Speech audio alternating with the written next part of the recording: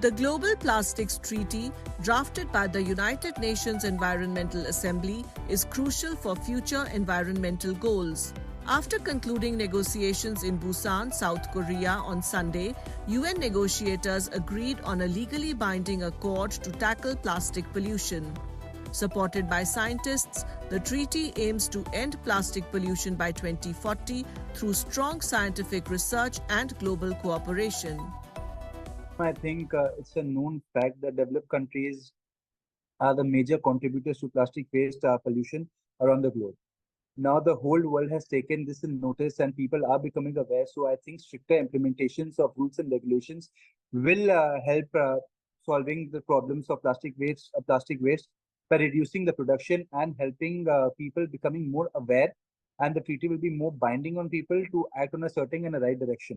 So I think this treaty is very much required to solve the future crisis of plastic waste. Each year, over 400 million tons of plastic are produced globally, with plastic use quadrupling in the past 30 years. The UN reports that daily, the equivalent of 2,000 garbage trucks of plastic are dumped into oceans, rivers, and lakes. Less than 10% of plastic is recycled, while most ends up in landfills or is burned, further polluting the environment.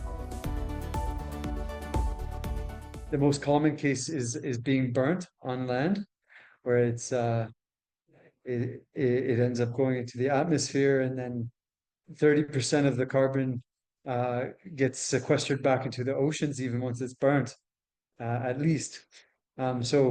And then there's also the challenge of the plastic directly in the oceans and how it breaks down into the microplastics over time and bioaccumulates. And the scientific literature on this each year becomes more and more terrifying.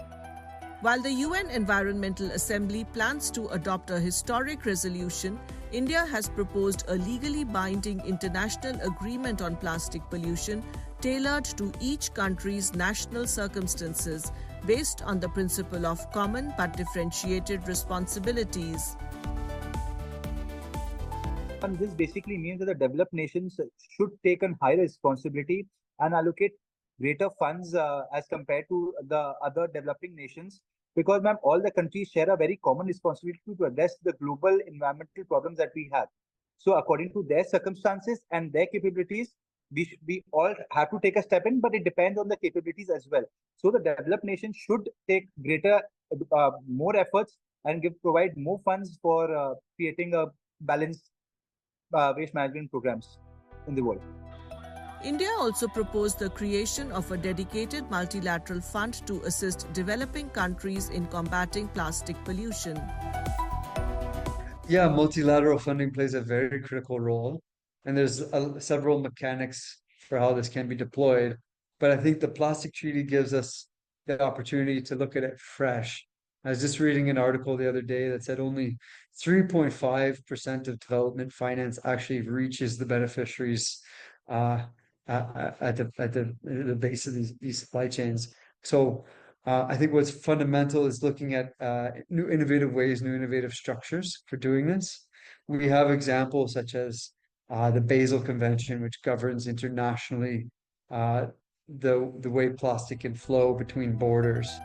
According to a study in the journal Nature, India, along with China, Germany, and the US, is a major contributor to global plastic pollution, producing around 9.3 million metric tons of plastic emissions annually.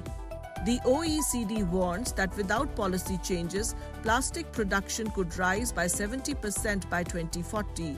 A global plastic accord is crucial to prevent the world from choking on plastic.